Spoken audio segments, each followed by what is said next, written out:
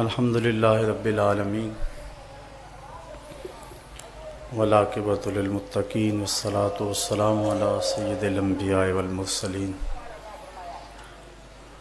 قال اللہ تعالی وتبارک فی القرآن المجید والفرقان الحمید بسم اللہ الرحمن الرحیم وانتم العالون ان کنتم مؤمنین صدق اللہ مولانا العظیم وصدق رسولہ النبی الکریم الرؤوف الرحیم اللہم نور قلوبنا بالقرآن وزین اخلاقنا بالقرآن وادخلنا الجنۃ بالقرآن ونجنا من النار بالقرآن قال اللہ تعالی وتبارک فی شان حبیبہ مخبرا وآمرا ان اللہ وملائکتہ یصلون علی النبی یا ایہا الذین آمنوا صلوا علیہ وسلموا تسلیما الصلاۃ والسلام علیک یا رسول اللہ وعلی آلک واصحابک یا حبیب اللہ الصلاۃ والسلام علیک یا رسول اللہ وعلی آلک واصحابک یا حبیب اللہ ذی مہجوری برآمد جان عالم تراحم یا نبی اللہ تراحم ناخر رحمت للعالمینی ذی محروماں چرا فارغ نشینی بروں آور سرز برد یمانی کہ روئے تست صبح زندگانی عدیم طائف نالین پاکن شراک از رشتہ جہاں ماکن چے باشد گر کنی سوئم نگاہے ہمیشہ گر نہ باشد گاہے گاہے نگاہے یا رسول اللہ نگاہے پیا پہ گر نہ باشد گاہے گاہے صد ہزاراں جبریل اندر بشر بہر حق سوئے غریباں یک نظر یا رسول اللہ انظر حالنا یا حبیب اللہ اسما قالنا اننی فی بحر غم مغرقن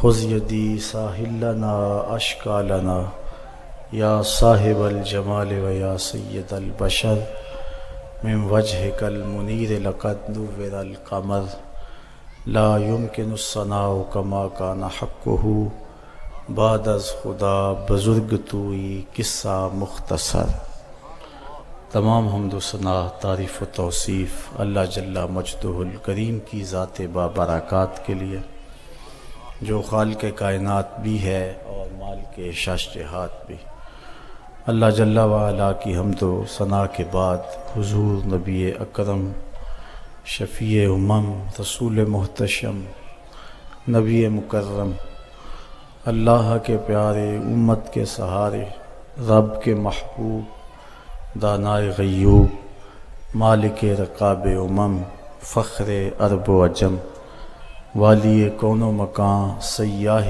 لا مکان سید انس و جاں سرور لالا رخاں نیر تاباں سر نشین مہوشاں ماہ خوباں شہنشاہ حسینہ تتمہ دوراں سر خیل زہرہ جمالاں جلوہ صبح ازل نور ذات لم یزل باعث تکوین عالم فخر آدم و بنی آدم نیر بطحا رازدار ما اوہا شاہد ما طغا صاحب علم نشرہ معصوم آمنہ احمد مجتبی حضرت محمد مصطفیٰ صلی اللہ علیہ وسلم کے حضور ناز میں اپنی عقیدتوں ارادتوں اور محبتوں کا خراج پیش کرنے کے بعد معزز محترم محتشم سامعین السلام علیکم ورحمۃ اللہ وبرکاتہ۔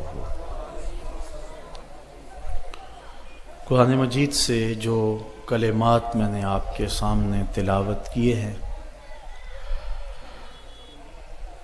اللہ تعالیٰ جل شانہ ارشاد فرماتا ہے وَأَنْتُمُ الْأَعْلَوْنَ إِن كُنتُم مُؤْمِنِينَ، اور تم ہی سر بلند ہو اگر مومن بن کے رہو۔ مکے کی سرزمین سے جب حضور نے دعوت کا آغاز کیا تو بڑے تھوڑے لوگ تھے کہ جنہوں نے ابتداً اسلام کی دعوت کو قبول کیا، اور ان لوگوں میں 2-4 لوگ چھوڑ کے باقی سارے لوگ انتہائی غریب تھے اور غلاموں کی ایک تعداد تھی۔ حضرت بلال حبشی رضی اللہ تعالیٰ عنہ، حضرت زنیرہ اور حضرت عمار ابن یاسر رضی اللہ تعالیٰ عنہ کا خاندان، یہ وہ لوگ تھے کہ جنہوں نے اس دعوت کو قبول کیا اور پھر عزیمت کی داستان رقم کی۔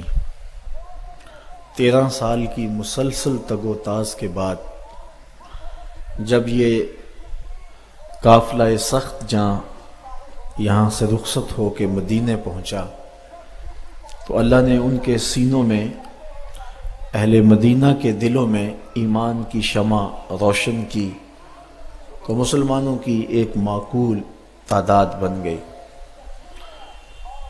اسلام اور کفر کا پہلا معرکہ جو بدر کے مقام پہ ہوا، اس میں مسلمانوں کی تعداد 313 تھی۔ یہ تعداد کفار کے مقابلے میں بہت تھوڑی تھی، کیونکہ وہ 1000 کا لشکر لے کر کے آئے تھے، اور یہ جو 313 تھے یہ بھی مسلح نہیں تھے سارے۔ 2 گھوڑے تھے ان کے پاس، 6 زرہیں تھیں اور 8 تلواریں تھیں، 70 اونٹ تھے اور باری باری سوار ہوتے تھے۔ اور میں نے پڑھا ہے کہ وہ تلواریں بھی سلامت نہیں تھیں، کسی کا دستہ ٹوٹا ہوا تھا، کسی کی نوک ٹوٹی ہوئی تھی، کسی کو دندانے پڑے ہوئے تھے، کوئی زہر میں بجھنے والی تھی۔ اور جن کے پاس تلواریں نہیں تھی انہوں نے مدینے سے نکلتے ہوئے کھجوروں کی شاخیں توڑ لی۔ یہ اللہ کے مجاہد تھے، چلے تھے جنگ کرنے کو۔ یہودی اور عیسائی اپنی دکانوں پہ بیٹھ کے مسلمانوں کے اس گزرتے ہوئے قافلے کو دیکھ کر کے کہنے لگے، مسلمانوں تمہارے پاس تو آلات حرب و ضرب ہیں نہیں، کس بل بوتے پہ جا رہے ہو؟ کون سا اسلحہ ہے تمہارے پاس؟ جنگیں تو اسلحے سے لڑی جاتی ہیں، اسلحہ تمہارے پاس ہے ہی نہیں۔ تو مسلمانوں نے جو جواب دیا اس کو مورخ اسلام حفیظ جلندری نے اپنے شاہ نامے میں لکھا۔ حضور بھی چادر رحمت اوڑے اوڑے آگے جا رہے تھے، انہوں نے اشارہ کیا حضور کی طرف اور کہا، نہ تیغ و تیر پر تکیہ، نہ خنجر پر، نہ بھالے پر، بھروسہ ہے تو اس سادی سی کالی کملی والے پر۔ 16 رمضان کو یہ قافلہ بدر کے مقام پہ عمیر کی نظروں سے گزر رہا تھا، اور اس نے ابو جہل کو جا کے رپورٹ دی کہ وہ 3 اونٹ کھانے والے لوگ ہیں، یعنی 300 سے اوپر یا کچھ نیچے ہیں۔ اور عمیر نے کہا کہ میں وادیاں اور ٹیلے بھی دیکھ آیا ہوں، پیچھے کمک بھی نہیں ہے، آلات حرب و ضرب بھی تھوڑے ہیں۔ ابو جہل پہلے بڑا متکبر تھا، سرکشی تمرد اس کا اور بڑھ جاتا ہے، صنادید قریش کو بلا کے کہتا ہے، میں پہلے ہی کہتا تھا نا کہ 360 خداؤں کے ساتھ ایک خدا کا مقابلہ ہی کیا ہے، اب دیکھ لو کتنی تعداد ہے، اور ان کے پاس کھانے کے لیے بھی کچھ نہیں ہے۔ صبح لڑائی لڑوئی کوئی نہیں ہونی، رسیاں اکٹھی کرو، انہیں پکڑیں گے، اونٹوں سے باندھیں گے، جکڑیں گے اور لے جائیں گے مکے میں، دنیا کو ان کا تماشا دکھایا کریں گے۔ یہ ایک نیا دین لے کے آئے تھے۔ رعونت برے جب اس نے یہ جملے کہے تو عمیر جو اپنی آنکھوں سے مسلمانوں کو دیکھ کر کے آیا تھا، اس نے کہا میری ایک بات بھی سن لو۔ اس نے کہا کہ اے قریش کے سردارو، تم یہ مشاورت کر رہے ہو کہ رسیاں اکٹھی کرو، صبح لڑائی نہیں ہونی، ان کو پکڑیں گے اور جکڑیں گے، لیکن میں تمہیں مشورہ یہ دیتا ہوں کہ رات کی تاریکی میں بھاگ سکتے ہو تو بھاگ جاؤ۔ اس قوم سے لڑنا تمہارے بس کا روگ نہیں ہے جو مرنے کے لیے آئی ہے۔ اب سنیے لفظ عمیر کے جو ابن حشام نے لکھے ہیں۔ اس نے کہا وَلَٰكِنْ رَأَيْتُ يَا مَعْشَرَ قُرَيْشٍ، المنایا تحمل البلایا، اے قریش کے سرداروں تکبر میں نہ آؤ، میں نے اپنی ان آنکھوں سے دیکھا ہے یثرب کی اونٹنیاں اپنی پشتوں پہ نری موتیں اٹھا کے لے آئی ہیں، اور وہ زخمی سانپوں کی طرح پیچ و تاب کھا رہے ہیں، کل ان میں سے کوئی مرے گا نہیں جب تک تم میں سے ایک ایک کو لڑ نہیں جاتا، اور اگر اتنے بندے تمہارے مر جائیں تو پھر تمہارے جینے پہ بھی افسوس۔ تم کہتے ہو رسیاں اکٹھی کرو، میں کہتا ہوں رات کی تاریکی سے فائدہ اٹھاؤ اور بھاگ جاؤ۔ پھر اگلے دن عظیمت کی جو داستاں حضور کے غلاموں نے رقم کی، میرے رب نے بھی اس کو یوم فرقان کہا۔ 5000 فرشتہ اترا، اللہ کی مدد نازل ہوئی۔ حضرت صدیق اکبر فرماتے ہیں حضور مسجد عریش میں ہیں اور بار بار کہتے ہیں ایسی دعا نہ آج تک کسی نے مانگی ہے اور نہ کوئی مانگ سکتا ہے، ناز والی دعا، اللہم ان تہلک ہذہ العصابہ لم تعبد فی الارض ابدا، اے اللہ میں نہیں کہتا کہ ان کو بچا لے، لیکن پوری کائنات میں تیرے نام لینے والے بس یہی 313 ہیں، میں نہیں کہتا تو انہیں بچا لے، لیکن مالک سن لے اگر یہ نہ رہے تو قیامت تک تجھے بھی رب کوئی نہیں کہے گا۔ اللہ اکبر۔ حضرت ابوبکر صدیق کہتے ہیں حضور کی چادر سر سے سرک کے کندھوں پہ آ جاتی اور کندھوں سے سرک کے پیٹھ پہ آ جاتی، میں اس چادر کو اٹھا کے پھر سر پہ رکھتا اور کہتا حسبک یا رسول اللہ، حضور بس کرو بس کرو، بس اللہ کی مدد آ جائے گی، لیکن حضور روئے جا رہے ہیں اور یہ دعا مانگے جا رہے ہیں، اللہم ان تہلک ہذہ العصابہ لم تعبد فی الارض ابدا۔ عجیب رنگ ہے، کہتے پھر اچانک حضور نے سر اٹھایا اور فرمانے لگے ابشر یا ابا بکر، ابو بکر مبارک ہو، ھذا جبریل، یہ جبریل آ رہا ہے، آخذ بانان فرسہ، گھوڑے کی لگام تھامی ہوئی ہے اور سامنے والے دانتوں پہ غبار جمع ہوا ہے، وہ دیکھو اللہ کی مدد آ گئی ہے۔ اللہ اکبر۔ اللہ نے وہ مسلمانوں کی مدد کی، وہ داستانیں رقم ہوئیں۔ اللہ اکبر۔ پھر غزوہ تبوک بھی ہوا، پھر غزوہ احد بھی ہوا، غزوہ حنین بھی ہوا، جنگ احزاب کا مارکہ بھی لگا۔ اللہ اکبر۔ جنگ خیبر بھی بپا ہوئی، اللہ نے مسلمانوں کو عزت دی، سرخوری دی۔ پھر وہ وقت بھی آئے، حضرت ابو عبیدہ بن جراح رضی اللہ تعالی عنہ نے حضرت عمر رضی اللہ تعالی عنہ کو لکھا کہ آپ یروشلم آ جائیں، اللہ نے بیت المقدس کو فتح عطا کر دیا۔ اللہ نے یہ لمحے بھی مسلمانوں کو نصیب فرمائے کہ حضرت عمر کے دور میں بیت المقدس کی آزادی کا مجدہ ملا، اور حضرت ابو عبیدہ بن جراح اپنے 4 سپہ سالاروں کے ساتھ جابیہ کے مقام پہ حضرت عمر کا استقبال کرنے کے لیے کھڑے تھے، اور یہودی اور عیسائی بھی مسلمانوں کے امیر کو دیکھنے کے لیے بے تاب تھے۔ جب حضرت عمر رضی اللہ تعالی عنہ مدینے سے چلے نا تو آپ نے ایک غلام ساتھ لیا اور ایک اونٹنی لی اور سواری باری باری کرتے تھے۔ جب قریب آیا نا یروشلم تو غلام کی باری اوپر سوار ہونے کی، حضرت عمر کی نکیل پکڑنے کی آ گئی۔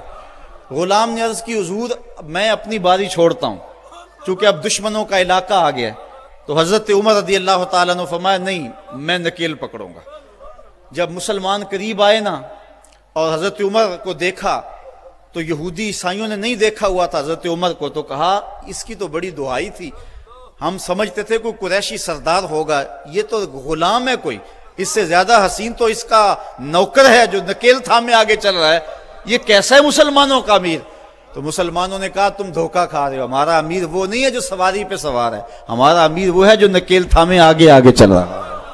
فقط اسلام دنیا میں یہ منظر پیش کرتا ہے کہ آقا چل دیے پیدل، سواری پہ غلام آیا، یہ اسلام نے صرف منظر پیش کیا۔ حضرت عمر جب قریب آئے تو حضرت ابو عبیدہ بن جراح رضی اللہ تعالیٰ عنہ کو بلایا اور بلا کہا کہ ان لشکروں کو پیچھے بھیج دو، یہ جو استقبال کرنے ہیں انہیں پیچھے بھیج دو، اور ان کے گلے میں باہیں ڈالیں، اور حضرت عمر رو پڑے اور پھر کہا ذرا آؤ نا کسی ایک طرف چلیں۔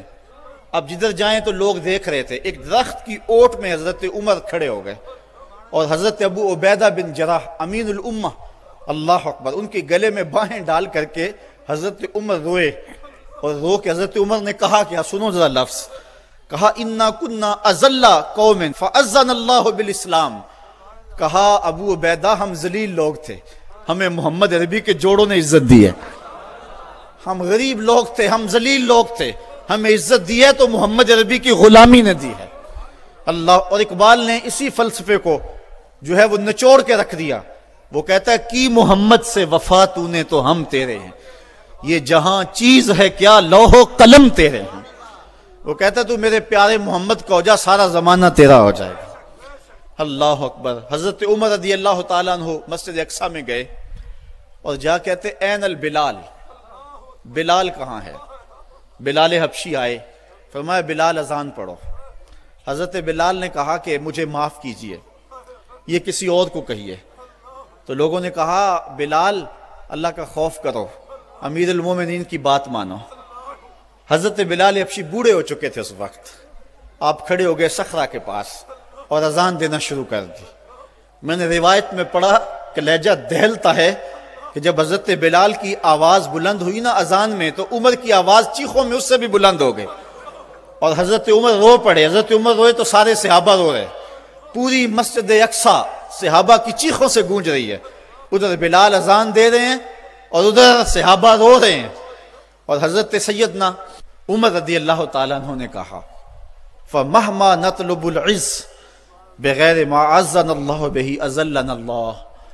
کہا ہمیں عزت ملی ہے حضور کے صدقے, اور اگر ہم نے حضور کے علاوہ اب کسی اور جگہ سے عزت ڈھونڈنا چاہی نا تو اللہ ہمیں ذلیل کر دے گا, اللہ ہمیں رسوا کر دے گا. تو یہ عزتیں اور یہ مرتبہ و مقام جو امت مسلمہ کو ملا, یہ حضور کی چوکھٹ سے ملا ہے, یہ حضور کے در سے ملا ہے. حضرت عمر واپس پلٹے, عرض تہامہ میں رکے اور پھوٹ پھوٹ کے رونے لگے. کسی نے کہا عمر اتنے جری جوان اور یہ عرض تہامہ اور پھوٹ پھوٹ کے رو رہے ہو؟ تو حضرت عمر فرمانے لگے میرے باپ خطاب نے مجھے کہا تھا کہ یہ 5 اونٹ لائن میں کھڑے کرو, یہی عرض تہامہ تھی. کہتے ہیں میں اونٹ لائن میں کھڑے کرنے لگا تو آگے والا سیدھا کرتا تو پیچھے والا ٹیڑھا ہو جاتا, پیچھے والا سیدھا کرتا تو آگے والا ٹیڑھا ہو جاتا. پھر میرے باپ خطاب نے مجھے بڑا مارا اور کہا ایک عرب کے بیٹے ہو کر 5 اونٹ لائن میں کھڑے نہیں کر سکتے ہو؟ کہا ایک وہ زمانہ تھا کہ عمر سے 5 اونٹ لائن میں کھڑے نہیں ہوتے تھے. کہا آج زمانہ یہ ہے 25 لاکھ مربع میل کی حکمرانی ہے, شرق سے لے کر غرب تک ساری دنیا ایک لائن میں کھڑی ہے. یہ محمد کے جوڑوں کا صدقہ نہیں ہے تو اور کیا ہے.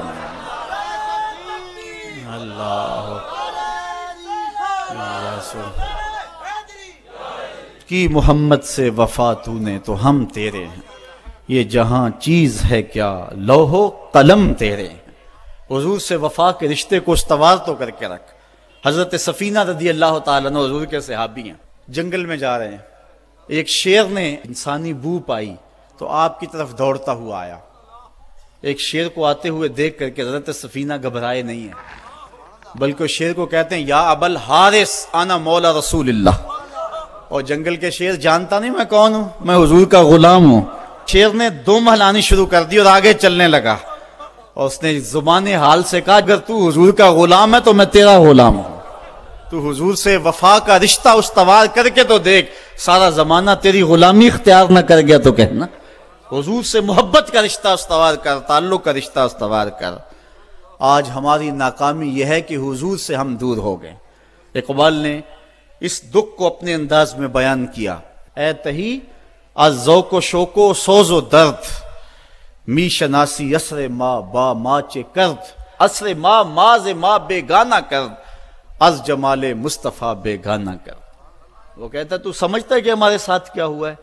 ہمارے عہد کی ستم ظریفی یہ ہے کہ اس نے ہمیں ہم سے دور کر دیا. عہد ما ماراز ما بیگانہ کرد, ہمارے دور نے ہمیں ہم سے دور کر دیا. کیوں؟ از جمال مصطفیٰ بیگانہ کر, اس نے ہمیں حضور سے دور ہٹا دیا ہے. ہم سمجھتے ہیں کہ شاید ہم مادی ترقی کریں گے تو دنیا پہ غالب ہوں گے. حضرت عمر کا یہ قول میری آج کی اس تقریر کا نقطہ کمال ہے. آپ فرماتے ہیں اللہ نے جس وجہ سے ہمیں پہلے دن عزت دی تھی, اگر ہم نے اس کو چھوڑا تو ہمیں ذلت ملے گی. اگر اس عزت کے نشان سے وابستہ رہیں گے تو عزتیں ملتی رہیں گی. اور اس فلسفے کو اقبال نے اپنے الفاظ میں یوں بیان کیا کی محمد سے وفا تو نے تو ہم تیرے ہیں. آسمان سے صدا آ رہی ہے کی محمد سے وفا تو نے تو ہم تیرے ہیں, یہ جہاں چیز ہے کیا لوح و قلم تیرے ہیں. قلم بھی تیرے ہاتھ میں دیں گے، لوح بھی تیرے ہاتھ میں دے دیں گے، پھر اپنی تقدیر خود ہی لکھتا رہنا، جو لکھتا رہے گا وہی کرتے رہیں گے۔ بندے سے خود تقدیر پوچھے گی بتا تیری رضا کیا ہے، یہ مرتبہ نصیب ہو جائے گا تجھے۔ اگر ہم حضور سے وفا کے رشتے کو استوار کرتے ہیں تو پھر زمانہ ہمارا باج گزار ہے، ورنہ در در کی ٹھوکریں ہمارا مقدر۔ یہ تاریخ ساز جملہ مسجد اقصیٰ کو جاتے ہوئے حضرت عمر رضی اللہ تعالیٰ عنہ نے کہا تھا، اے ابو عبیدہ، جس چیز نے ہمیں پہلے دن عزت دی تھی، ہم ذلیل قوم تھے، اگر ہم نے اس چیز سے ہٹ کر کسی اور جگہ سے عزت مانگی تو عزت نہیں ملے گی، اللہ ذلت دے گا۔ اس لیے ہم اگر عزت چاہتے ہیں تو پھر اسی چوکھٹ پہ آنا ہوگا، اور وہ چوکھٹ محمد عربی کی ہے۔ علامہ اقبال بڑا خوبصورت جملہ کہا، مغرب کا فائدہ اس میں ہے کہ وہ آگے کی طرف جائے۔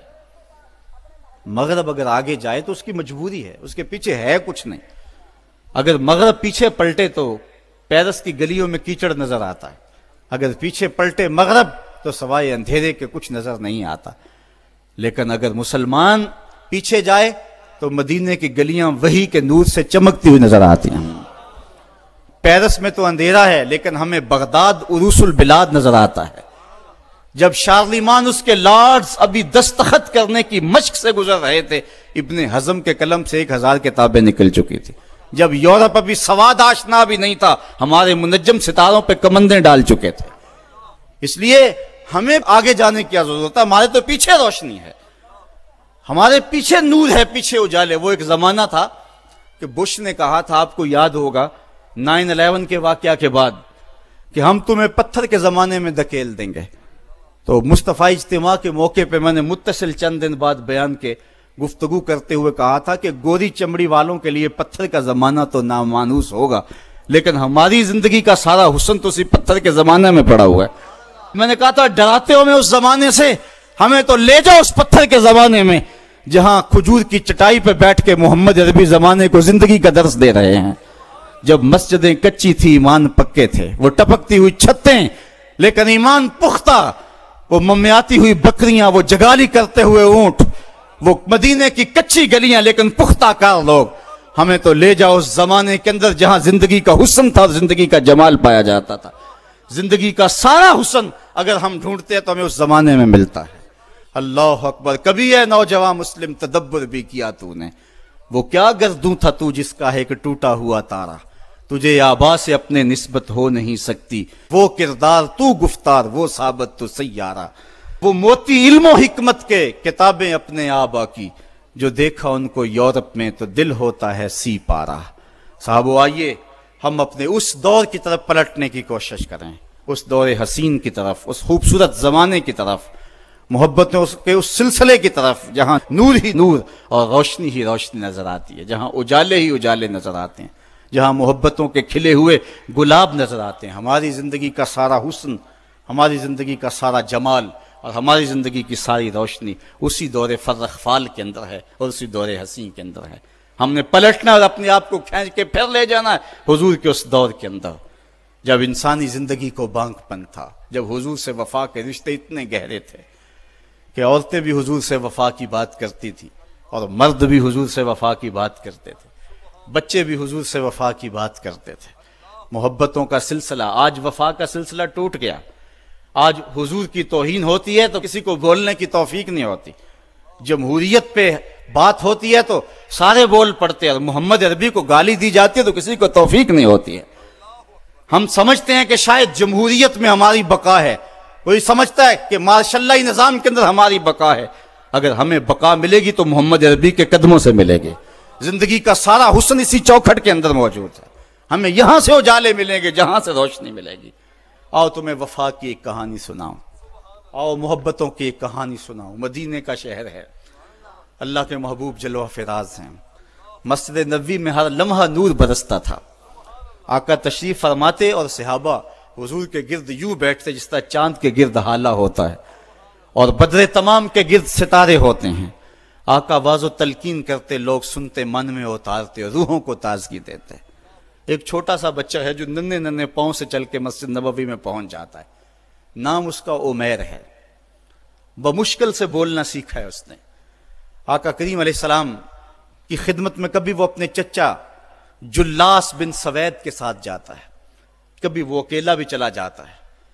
ایک دن اس کا چاچا نہیں گیا لیکن بچہ گیا اور حضور کی بات سنی۔ آقا کریم نے آخرت کے بارے میں، قیامت کے بارے میں نقشہ بیان کیا۔ جب وہ بچہ واپس پلٹا نا تو اپنے چچا کو کہتا ہے یا اماہ سمیت رسول اللہ صلی اللہ علیہ وسلم یخبرنا عن الساعہ حتی کانی اراہا رای العین، اے میرے چچا آج میں نے حضور کو قیامت کا ذکر کرتے دیکھا ہے، اور حضور نے ایسا ذکر کیا ہے کہ قیامت کا نقشہ میری آنکھوں کے سامنے آ گیا تھا۔ یہ بات جو ہے وہ اس بچے نے اپنے چچا کو سنائی، کیونکہ چچا آج غیر حاضر تھا اور بیٹا چاہ رہا تھا کہ میں اپنے چچا کو بھی حضور کی مجلس سے وہ سنی ہوئی بات بتا دوں اور جو محروم ہو گیا اس کی محرومیاں دور ہو جائیں۔ لیکن اس کا چاچا جلاس بن سوید ازلی بدبخت تھا، اس نے کہا واللہ لو کان محمد صادقا لنحن شر من الحمیر، اللہ کی قسم اگر محمد سچا ہے نا تو ہم گدھوں سے بھی پھر گئے گزرے ہیں۔ جب یہ بات کہی اس نے تو اس بچے کے پاؤں تلے سے زمین نکل گئی کہ میرا چچا کیا بول رہا ہے، یہ تو مجھے انگلی لگا کے مسجد نبوی میں لے جایا کرتا تھا اور اس نے یہ کیا بات کہہ دی، یہ تو منافق نکلا۔ اللہ اکبر، اس بچے کی حیرت کی انتہا نہ رہی کہ یہ کیا ماجرا ہو گیا۔ اس بچے نے جو لفظ کہا اب سنیے، اس نے کہا یا امی، اے میرے چچا، واللہ انکا کنت من احب الناس الی قلبی، اللہ کی قسم میرے دل کو سب سے اچھا اگر کوئی لگتا تھا بندہ تو وہ تو تھا، میں تیرے سے پیار کرتا تھا اس لیے کہ تو مجھے انگلی سے لگا کے حضور کی چوکھٹ پہ لے جایا کرتا تھا، مجھے اس لیے تو پسند تھا، مجھے کائنات میں سب سے محبوب تو تھا۔ واللہ لقد اصبحت الان ابغضہم الی قلبی جمیعا، اور اب میری حالت یہ ہے جتنا برا تو لگتا ہے واللہ مجھے کوئی بھی نہیں لگتا۔ یا امی انا بین الاثنتین، ہمارے ماں باپ قربان اس بچے کے۔ حضرت عمیر بن سعد رضی اللہ تعالیٰ عنہ کہتا ہے یا امی، اے میرے چچا، واللہ انکا کنت من احب الناس الی قلبی، اس زمانے میں سب سے پیارا مجھے تو لگتا تھا۔ واللہ لقد اصبحت الان ابغضہم الی قلبی جمیعا، اور آج سب سے زیادہ مجھے برا تو لگتا ہے۔ آگے لفظ سنیے بچے کے، یا امی انا بین الاثنتین، چچا جی اب میں ایسے دوراہے پہ کھڑا ہو گیا ہوں، دو راستے جاتے ہیں۔ ایک راستہ تو میرے لیے یہ ہے اما ان اخون اللہ و رسولہ فلا اخبر الرسول، ایک راستہ تو یہ ہے کہ میں اللہ اور اس کے رسول سے خیانت کروں اور جو تیری بات ہے وہ رسول اللہ کو نہ بتاؤں۔ ایک تو یہ راستہ ہے کہ میں حضور سے خیانت کروں، اللہ سے بھی خیانت کروں، اور جو تو نے کہا ہے، جو تو نے بدتمیزی کی ہے، میں وہ بات حضور کو نہ بتاؤں۔ وَإِمَّا أَنْ أُخْبِرَ الرَّسُولَ وَلْيَكُنْ مَا يَكُونُ، اور دوسرا راستہ میرے پاس یہ ہے کہ جو تو نے کہا ہے میں جا کے حضور کو بتاؤں، پھر جو ہو سو ہو۔ بس اب میرے پاس دو ہی راستے ہیں۔ فقال جلاس بن سوید، اس کے چچا جلاس بن سوید نے کہا انت طفل غر لا یصدقک الناس فقل ما شئت، تو نا سمجھ سا بچہ ہے، چھوٹا سا بچہ ہے، تیری بات کس نے ماننی ہے، جا جو جی چاہتا ہے کہہ لے۔ وہ بچہ اٹھا اور حضور کی مجلس میں پہنچ گیا، حضور کی چوکھٹ پہ حاضر ہوا، اور وہ بچہ کیا کہتا ہے، صاحبو ان کانوں سے نہیں، ان جملوں کو دل کے کانوں سے سننا ہے، اور اس دعا کے ساتھ اللہ ہماری نسل کو بھی حضور کا ایسا پیار دے، حضور کی محبتیں دے۔ وہ کیا کہتا ہے، یا رسول اللہ صلی اللہ علیہ وسلم الجلاس بن سوید خان اللہ و رسولہ، حضور جلاس بن سوید نے اللہ اور اس کے رسول سے خیانت کی ہے، وَهُوَ عَمِّي، اور میرا چچا لگتا ہے۔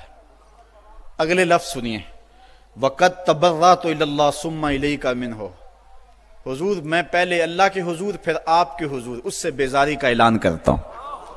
حضور میرا اس سے کوئی تعلق نہیں ہے، میرا اس سے کوئی واسطہ نہیں ہے، میں اللہ سے بھی کہتا ہوں میرے مالک میرا چچا سے کوئی تعلق نہیں ہے چونکہ وہ تیرے محمد کا دشمن ہے۔ حضور میں آپ سے بھی کہتا ہوں کہ میرے چچا سے کوئی تعلق نہیں ہے چونکہ وہ آپ کا دشمن ہے۔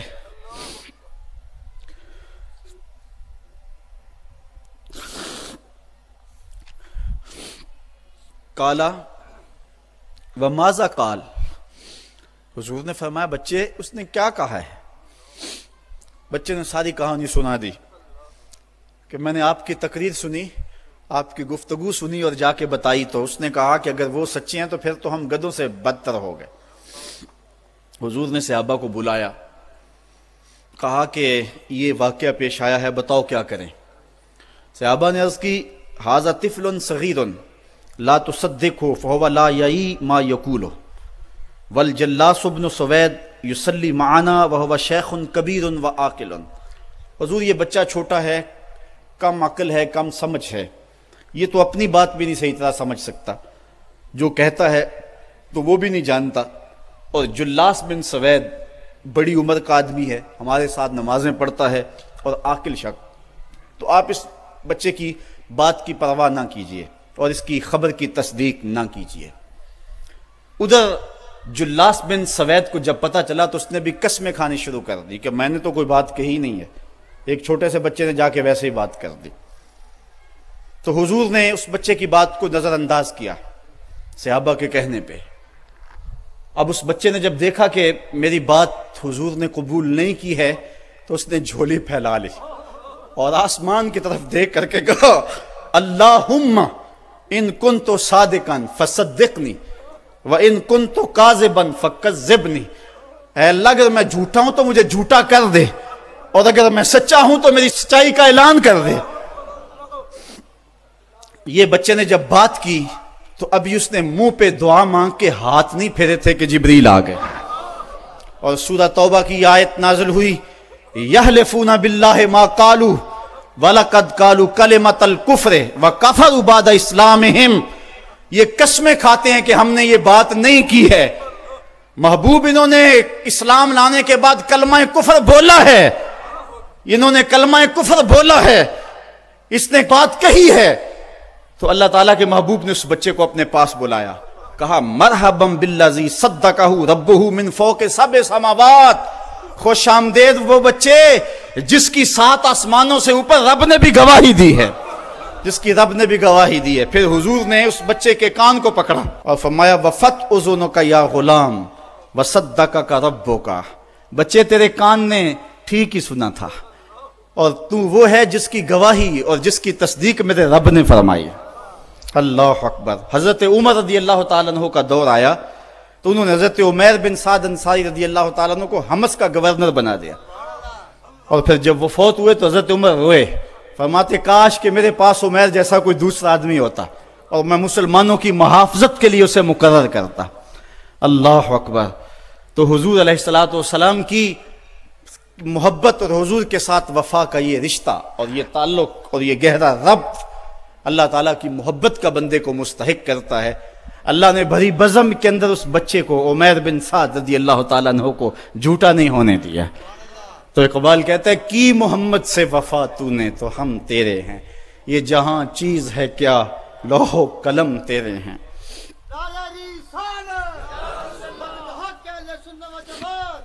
جب اسلام کا نور چمکتا ہے تو ایک بوڑھی عورت جس کا نام ہے زنیرہ یا زنیرہ اسلام قبول کرتی، قبیلہ بنو مخزوم کی لونڈی ہیں، ایک عورت، ایک بوڑھی، ایک لونڈی۔ کافروں نے تو اس کو مشق ستم بنانا شروع کر دیا، لیکن وہ ہے کہ جتنی مار پڑتی ہے اتنا ہی نام محمد کا اور لیتی ہے۔ میں نے کسی جگہ پڑھا اس کی ہڈیوں میں گودا نہیں تھا، اس کے رسول بھرا ہوا تھا، جب اس کا ظالم آقا کوڑے مارتا نا تو وہ کوڑے کی ضرب سے گر پڑتی ہے، اٹھتی ہے تو پھر حضور کا نام لیتی۔ اس کے آقا کو بڑا غصہ آیا، اس نے کوڑے کی رسی اس کے گلے میں ڈالی اور گلے میں ڈال کر کے تاؤ دیے، یہاں تک کہ اس کی آنکھیں باہر آ گئیں، اور جب آنکھیں باہر آئیں تو آنکھوں کی روشنی بھی جاتی رہی۔ تو اس کے آقا نے کہا لات اور عزا نے تیری آنکھوں کا نور چھین لیا۔ تو زنیرہ بولی لات اور عزا کو تو یہ بھی نہیں پتا میری عبادت کون کرتے ہیں، تو میری آنکھوں کا نور کیسے چھینیں گے؟ تو انہوں نے کہا اچھا پھر اگر تو رب کو مانتی ہے تو بلانا اپنے رب کو اور بلا اپنے نبی کو جو تیری آنکھوں کی بینائی واپس کرے۔ تو زنیرہ نے یوں ہاتھ اٹھائے اور عرض کی مالک 2 آنکھیں کیا سب کچھ چلا جاتا، کبھی سوال نہ کرتی، لیکن اب تیرے محمد کی عزت کا سوال ہے۔ मालिक मेरी आंखों की बिनाई वापस कर दे। अल्लाह ने हजरत जुनैरा की आंखों में रोशनी वापस डाल दी। अल्लाह अकबर। हजरत उमर रदी अल्लाह ताला अन्हु भी उन लोगों में शामिल थे जिन्होंने जुनैरा को कोड़े मारे थे। जब इस्लाम लाए ना तो गलियों में नारे मारते फिरते हैं। रास्ते में जुनैरा ने देखा तो रो पड़ी। कहा उमर उस दिन तो बड़े कोड़े मारते थे, आज क्या हुआ? हजरत उमर कहने लगे उस दिन मैंने आका को देखा नहीं था, आज मैं देख आया हूं। तो इकबाल अपना सारा फलसफा इन दो लफ्जों में निचोड़ रहा है कि की मोहम्मद से वफा तूने तो हम तेरे हैं, ये जहां चीज है क्या लौहो कलम तेरे हैं। अगर हुजूर से ताल्लुक मोहब्बत का और रिश्ता ताल्लुक का उस्तवार हो जाता है तो जिंदगी हसीन और जिंदगी जानदार हो जाती है। और अगर आका से ताल्लुक उस्तवार नहीं होता है, कसरत के बावजूद भी हम जलीलो और रुस्वा होंगे और ये हमारा मुकद्दर है। ये मैंने कहानी आपको उस दौर की सुनाई है जिस दौर में मुसलमानों की तादाद 5-6 से शुरू हुई थी, 313 तक होती हुई 8 साढ़े 8 हजार और फिर आगे बढ़ती चली गई और आज 1 अरब 40 करोड़ इंसान खानमा बर्बाद हैं। वो थे थोड़े लेकिन वफादार थे आमना के लाल के। और आज हम कसरत के बावजूद उस जौहर से खाली हो गए हैं और आज ज़माने के अंदर रुसवाइयाँ हमारा मुकद्दर हो चुका है। आज आएँ, अगर हम चाहते हैं कि आबरू पाएँ, अगर चाहते हैं कि हम इज़्ज़त पाएँ तो मोहम्मद अरबी की इज़्ज़त का पहरा दें, हुजूर की आबरू का पहरा दें, तो अल्लाह हमारी इज़्ज़त और हमारी आबरू की हिफाजत करेगा। अगर हम हुजूर की आबरू का पहरा नहीं देंगे, अल्लाह को हमारी इज़्ज़त कोई अजीज़ नहीं है। हमारी इज़्ज़तें मोहम्मद अरबी की इज़्ज़त का सदका है, हुजूर के नाम का सदका है हमारी इज़्ज़तें। अगर हम उनके नाम पे अपना सब कुछ लौटा देंगे तो सरखरू हैं, बामुराद हैं, वरना ज़लील रुस्वा हैं।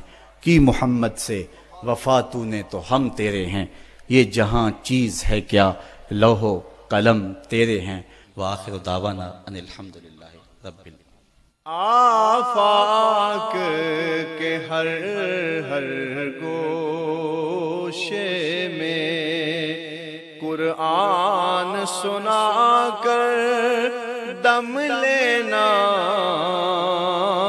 अब रुकना नहीं, अब थमना नहीं। फिरदौस में जाकर दम लेना, आफाक के हर हर गोशे में कुरान सुना कर दम लेना, अब रुकना नहीं, अब थमना नहीं।